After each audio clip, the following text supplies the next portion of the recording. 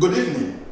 Welcome to another scintillating edition of Legislator's File. My name is Chukwuemeka Modelem. Today, we are going to discuss the need for indigenes of Anambra State in both private and public sectors, as well as the diaspora, to join hands with the government of Professor Soludo in the development of Anambra State. And to do justice to that is a gentleman with me in the studio, Honorable Tony Mobike. He is the member representing the good people of Agbata constituency 2 in Anambra State, House of Assembly. Honorable, welcome to Legislator's File. Thank you very much. Welcome. Before we go into the program, let's take a short break.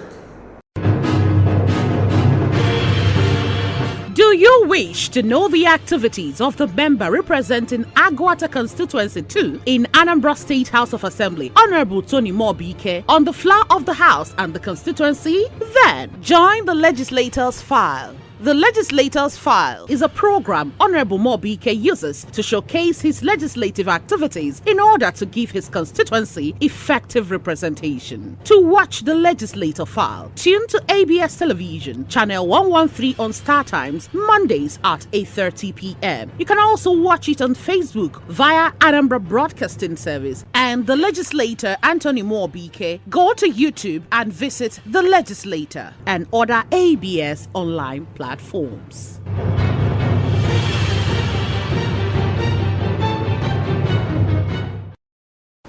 Welcome back to the program. Recently, Anambra State House of Assembly passed a resolution urging indigenes of Anambra State in both private and public sectors, as well as the diaspora, to join hands with the government of Professor Soludo in developing communities, in the development of communities in Anambra State for rapid development of the state. The resolution was sequel to a motion of urgent public importance sponsored to that effect by the member representing Agwata Constituency 2. That's Honorable Tony Mobike. Honorable, now I can now come to you. Tell us what informed your decision to sponsor this motion in the floor of the House. Thank you very much. Talking about that all-important motion and what informed me to sponsor that motion, it is simply a call for the public, the people of Anambra State, to collaborate and support the government of Professor Soludo. If you recall very well, this government was inaugurated on the 17th of March 2022. And Professor Soludo, the governor of Anambra State, immediately promised to go to work. And that was exactly what he did. He went to work. At the close of 1 year in office, he had gotten over 300 kilometers of road in different stages of completion awarded. He has turned Anambra State into one single construction site, bridges being done, roads being constructed. Apart from that, he had already employed teachers, he had already employed health workers. He was refurbishing hospitals, general hospitals, and all of those things. But one thing is important in this situation we find ourselves, and that is funding.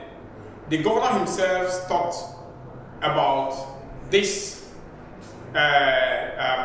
this particular notion of public-community-private partnership.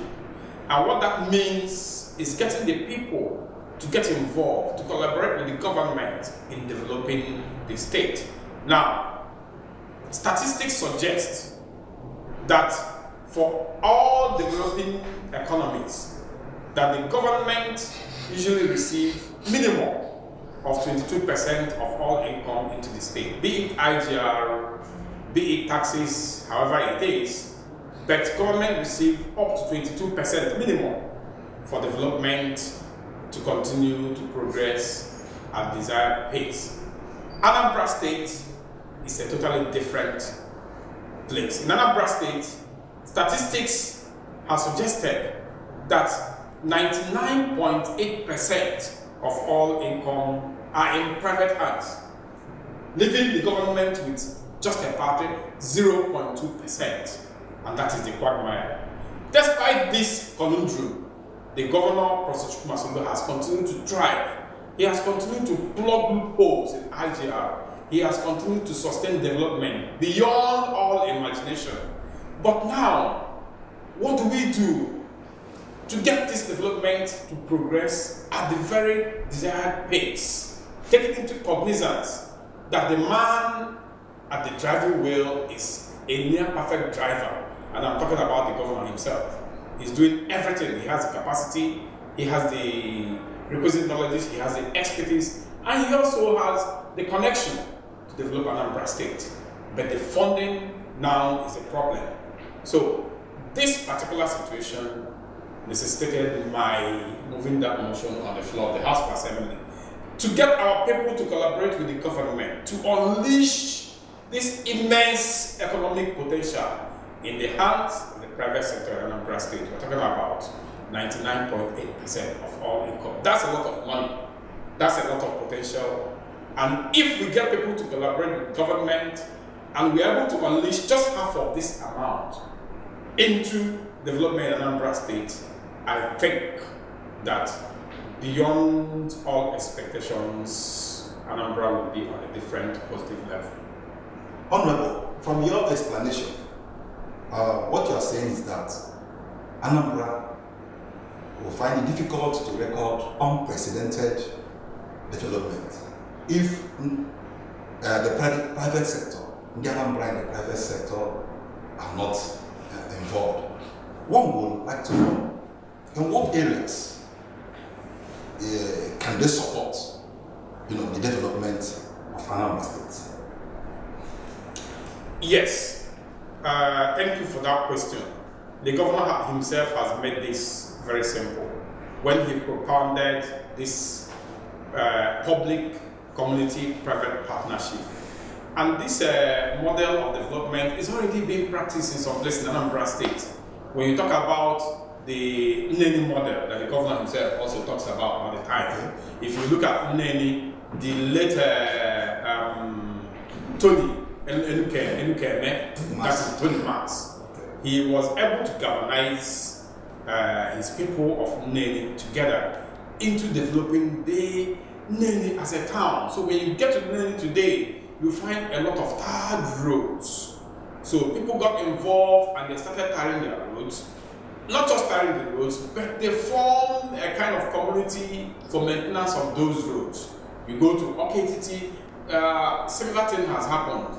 You also go to Ihiala, I think, and some communities. So exactly what is required is for people to get involved.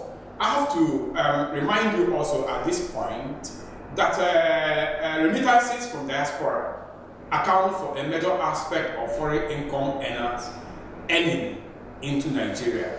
And these remittances from diaspora, major part of it is being done by Igbo people in diaspora. And when you talk about those Igbo people, Anambra forms a major part of that population.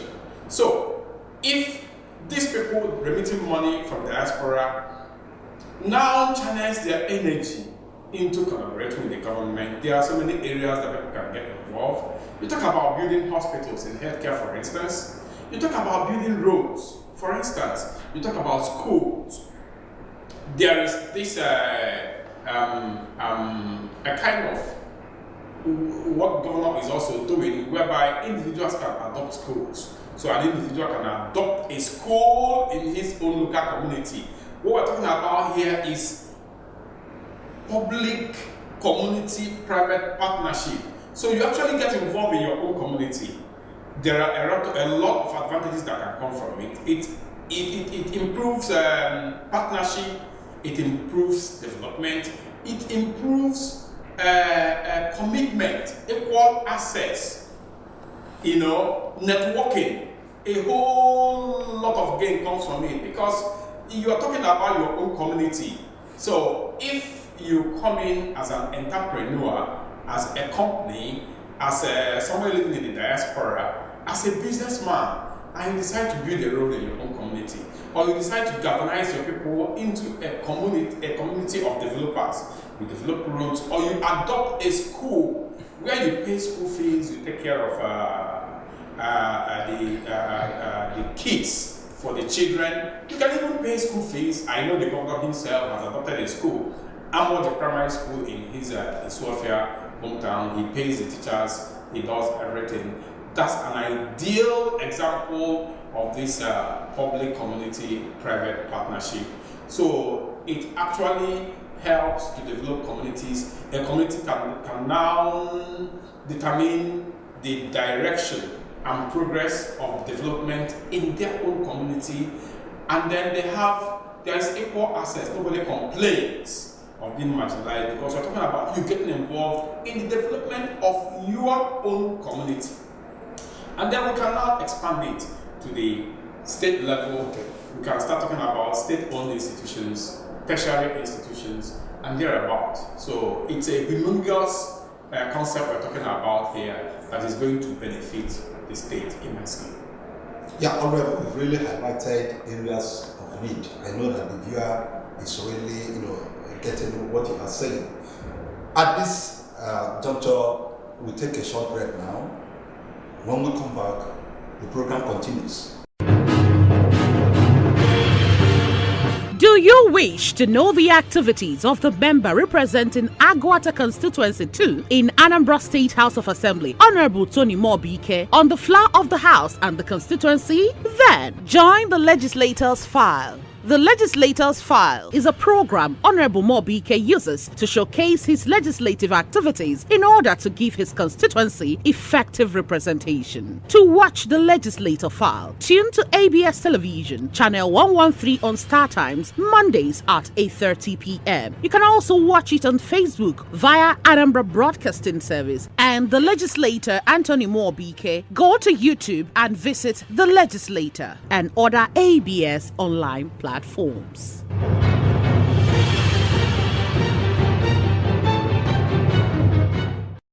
My guest has been Honorable Tony Mobike. He sponsored a motion to that effect on the floor of the House recently, and he has been, doing justice to this topic. At this point in time, Honorable, Anambra would like to know. You are a legislator, by excellence. And you know that Governor Soludo has been moving, around the country, meeting with Anambra in Abuja, Lagos, Port Harcourt, among others, convincing them, to extend part of their investments to Anambra State. It's about the welfare of the state, the benefit of the state. We want Anambra, to be like Texas, because God says Anambra can be like Texas. It is doable. No, on your own part, what are you doing to ensure that this governor's vision of building a livable and prosperous homeland from the Anambra is achieved? Yes, what I'm doing and what we are doing as legislators in the Anambra State House of Assembly is to provide support to Mr. Governor, and that we do in a lot of ways. We have been engaging our constituents in town hall meetings, explaining to them the need for the people to support the governor through this public community-private partnership. Because what we have here is a situation whereby a lot of people has this money, a lot of people has this potential. Remember, we're not just talking about funds. Yeah. We're also talking about human potentials. We have people, Anambrarians, who are highly qualified, who are professionals in different fields of their endeavor. We are also trying to get them to come back home and invest. Not just invest their funds, but invest their human capital, which is their professional contribution, be it in the health sector, be it technology, in any way that you are endowed. We are asking you to come back home and invest your potentials into the development of Anambra State. So we are also partnering with the executive to make sure that we provide legislative support. Because in this 8th assembly, the word here is synergy with the executive. Because we understand that for these deliverables, these democratic dividends, to actually be delivered to the people, there must be this synergy, a very good working relationship between the 3 arms of government, in particular the legislature and the executive. So we have made sure that we attend to all legislative aspects that has to do with the executive with utmost dispatch to make sure that there's no delay that will come from the legislature. Beyond that, it is also important, and this was discussed in the last retreat, in the last executive legislative retreat that happened in Golden Tulip Hotel in Agolo. It was discussed the need to plug loopholes in the IGR of the state. Very necessary. And the governor actually requested the legislature to assist in that regard. And I can tell you that right now, all the chairmen of the different committees in the House are working assiduously to make sure that part of their oversight function is actually directed towards making sure that any loophole in revenue generation in the different MDS and ministries are adequately plugged. The idea is not to enchant anybody. The idea is to help maximize the IGR base of the state so that Mr. Governor and his team will have the required funds to deliver these dividends to the people. And when we talk about these dividends, we talk about the roads, we talk about the health institutions, we talk about building markets, we talk about changing the economic landscape of Anambra State for the better. Mr. Governor, his mantra is to make Anambra State a livable and prosperous homeland where people, and we talk about Anambrarians and visitors, will be able to come, live, study, relax, work and enjoy. And you cannot do those things without funds. So, and that is actually the basic theory behind this motion. Right, Honorable, when it comes to investment, one thing an investor will always put into consideration before he or she does that is security of the investment. Do you think the government of Professor Soludo has done enough in the area of security? Yes. The state is a living, me and you are living examples that today you can walk around in Anambra State safely, you do your business very safely, you do your work very safely, you come out in the morning and you go home safely. Compared to what was obtained in Anambra State 2 years ago, before this government came into office, Anambra State was so many areas of Anambra State were no-go areas. I think about 7 local governments were in the hands of criminals. But today, all those places have been retrieved. Not just being retrieved, but economic activities has resumed normally. Mr. Governor has done a whole lot to ensure the security of lives and properties of the people of Anambra State. Unfortunately, we still have these people who are still peddling lies and rumors, unfounded lies on social media, baseless rumors that, talking about non-existent situations in Anambra State. And it's part of what we do to let people know the reality here, because people can only come to invest in an area where there is a guarantee of security. And we tell them that their security is guaranteed in Anambra State. If you look at Anambra State today, Onitsha, Ihiala, Nnewi, Agwata, Oka here, every place is secure. People move around their businesses, Monday to Friday, they go about their businesses. That's not to say that it's now all uhuru. Government or governance is a continuum. We still know that there are still areas for improvement. Like I know, I mentioned Ihiala before, but I know there are still part of Ihiala where this government is still doing a lot to make sure that security is guaranteed. The big problem we have is that places like that, Ihiala, Umuze, and some all those boundary local governments that still experience some tints of these criminal activities. It happens because these criminals, they come in from neighboring states. They come in, it's like cross-border operations, they come in, they act and they go back. Like people coming from Imo State, people coming from all those areas. But the government is on top of the situation. That's right. So it is, I think the government has done a lot, and the government is still doing a lot. And Anambra is safe for any potential investor to come in. Yeah, you have had it from our guest tonight, Honorable Tony Mwabike, a legislator by SL. He says Anambra is safe for investment. All we are saying is that you should extend your investment to Anambra State. Investment thrives, when it is done. Development thrives when it is done through public-private partnership.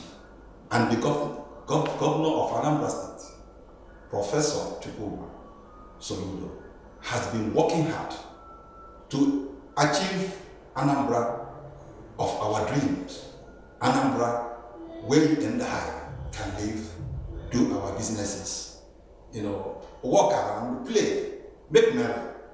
That is what Governor Soludo, wants to do in Anambra State. I must tell you that we are ending the program here because time is no longer in our favor. But before we do that, Honorable, your final message to the viewer out there. My final message to the viewer out there is, if you are an investor, if you are an entrepreneur, if you're a businessman, in anything you're doing, if you're outside Anambra State, please come to Anambra and invest. Anambra is good for business, Anambra is welcoming, and be a partner in development of your community.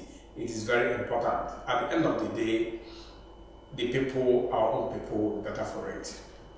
Thank you so much, Honorable. In the Anambra, please come to Anambra State, the light of the nation, and invest.